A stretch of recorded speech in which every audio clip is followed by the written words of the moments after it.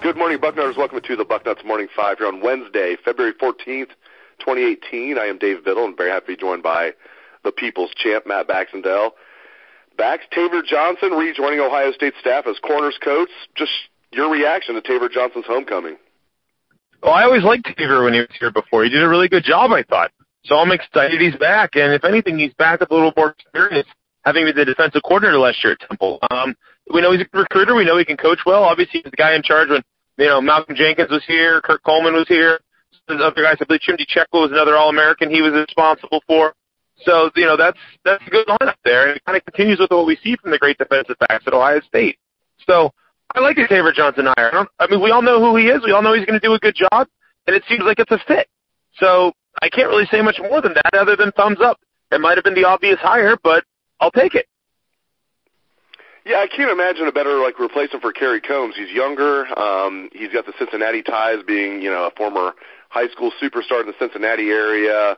Deep Ohio ties. Played was a All-American linebacker at Wittenberg, Division III. They used to be a powerhouse in the Division III. They're still a good program. I don't want to get any Tigers mad at me out there, but used to be a powerhouse when he played for them, and then coached for 12 straight years in the Buckeye State, including 6 years at Miami, 2 different stops at Miami, 1 year with the Cleveland Browns, and then 5 years with the Buckeyes from, 2000 to 2011. He coached, all those years, all 12 years in the state of Ohio. So I got to know him a little bit while he was at Ohio State. I love it. I think he's a very good recruiter, a very good position coach, and backs, in addition to all his experience as a DB coach, he not only played linebacker, as I said, he cut his teeth in the industry as a linebacker coach, and as recently as 2012 was Arkansas's linebacker coach. I'm not saying he's hired as the corners coach. I get that, but if they need somebody to help out Bill Davis with linebackers, Taver Johnson could be a good guy to do that. Yeah, I like that thought process too, because of this coaching staff now, if you look at all the coaches on staff, really we know what Taver brings. We know what Alex Grinch is going to bring if you know anything about what he's done out west. Obviously, Greg Schiano does a great job. Larry Johnson's the best in the country at his position. And then there's Bill Davis. So let's just hope that, hopefully Taver doesn't have to coach the other position groups too much. But call it a fallback plan just in case. How's that sound? Yeah, I like it.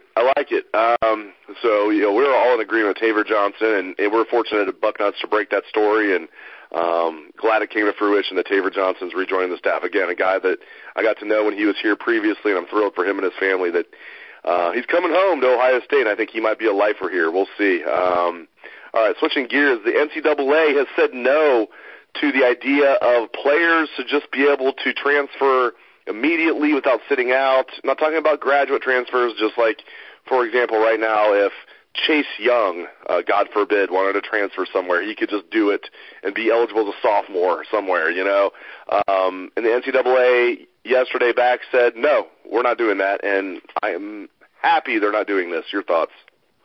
Yeah, I couldn't be more happy. Look, I'm all for players having the ability to move around if they sign with a coach who leaves, or if their program gets decked with sanctions or something. But realistically speaking, think about what would happen if a kid could go and say, screw it, I can play in 2 weeks at whatever school, right? You would have Ohio State fighting off recruiters from literally every program in the country, trying to tell a kid like Chase Young, hey, man, hey, you don't want to play here because you're not going to play as much as you should if you were at Illinois or something like that.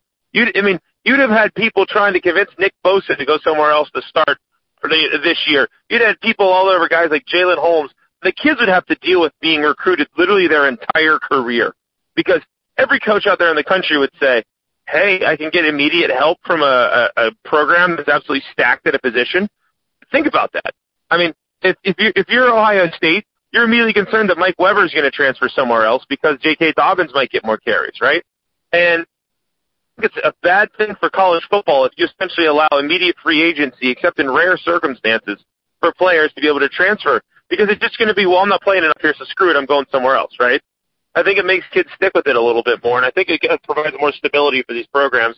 And call me crazy, but it is still a college football rule, which means, hey, maybe these kids ought to stick somewhere to help get their degrees. The graduate transfer program is great because guess what? You got a degree. If Joe Burrow doesn't beat out Dwayne Haskins and wants to go play at Nebraska this fall, guess what? He's graduated. He can go to Nebraska because he came to Ohio State and earned a degree while he still has eligibility. That's a great rule.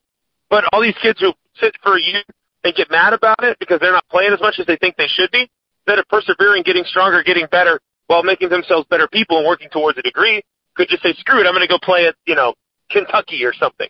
And that's just going to cause a whole host of problems that you don't want to deal with.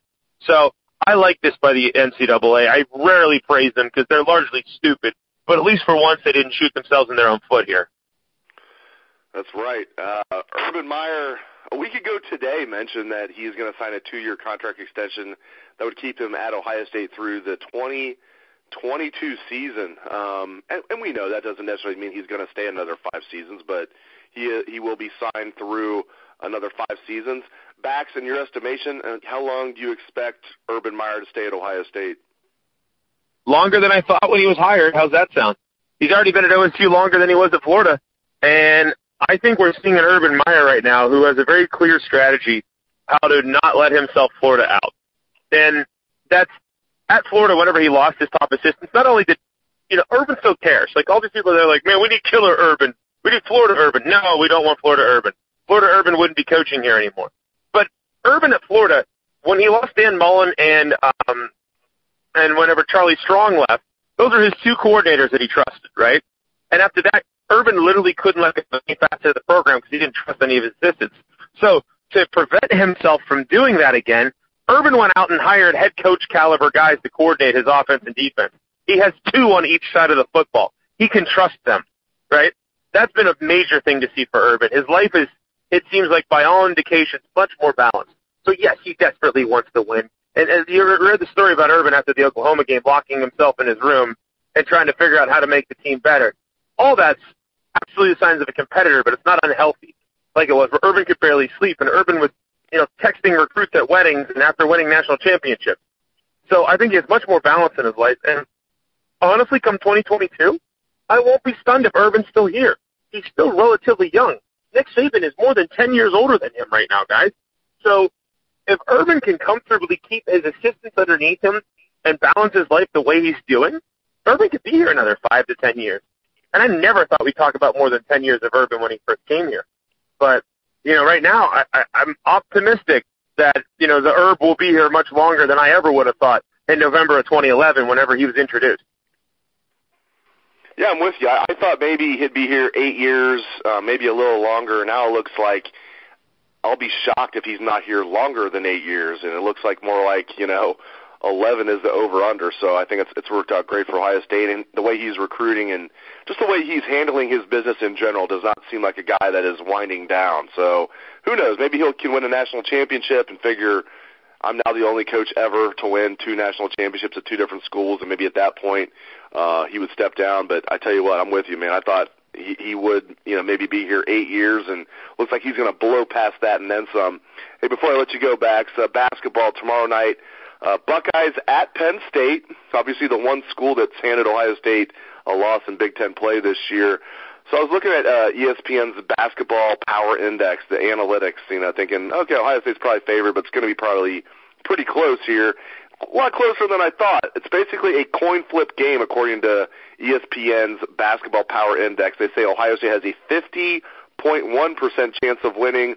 Penn State has a 49.9% chance of winning. So basically a coin flip of a game. Do you buy that? Do you think this is just a coin flip of a game, or do you think Ohio State should get a little bit more respect than that? Truthfully, I watched Penn State beat Ohio State, so I'm not going to sit here and be like, wow, there's no respect for the Buckeyes. Well, truth be told, they won the last game.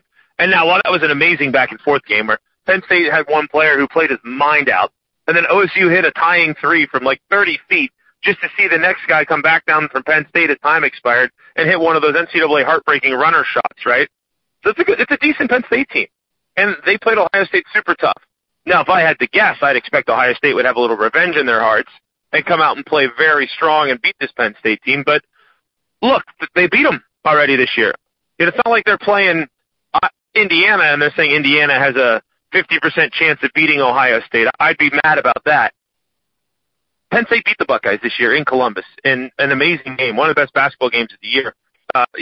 Even once we've watched the entire season, even when you have all those amazing games in the NCAA tournament, that game OSU Penn State will go down as one of the top 5 games of the year. So, guess what? If we get a repeat of that, win or lose, it's going to be exciting. I think the Buckeyes will go out and win that game, though. It feels like one of those years where everything falls into place, and OSU's going to beat Penn State in sort of a revenge game. They'll go out and beat Michigan on the road in the rivalry game and come back to Columbus for Senior Day, the last home game of the year, and be able to clinch the Big Ten on their home court. That's just the way it looks like. That's how these things are supposed to play out, right? So I like the Buckeyes' chances in Happy Valley, but I'm not going to hate on Penn State because of what we saw earlier this year at the Value City Arena. Again, that game is tomorrow night, Big Ten Network, 8 p.m. tip in Happy Valley. So that would be perfect if it worked out that way. The Buckeyes beat Penn State, beat Michigan, come back home, senior night, and beat Rutgers and capture the Big Ten championship. That would be the perfect way for this storybook season to not end, but at least continue going. Thank you very much to the People's Champ, Matt Baxendell. Really appreciate it, Bax. You can read his column every Sunday on Bucknuts. It is the Bucket. And I want to thank all the listeners out there for tuning into the show. I appreciate it. Hope you have a great day. Let's hear that Buckeye swag, best damn band in the land.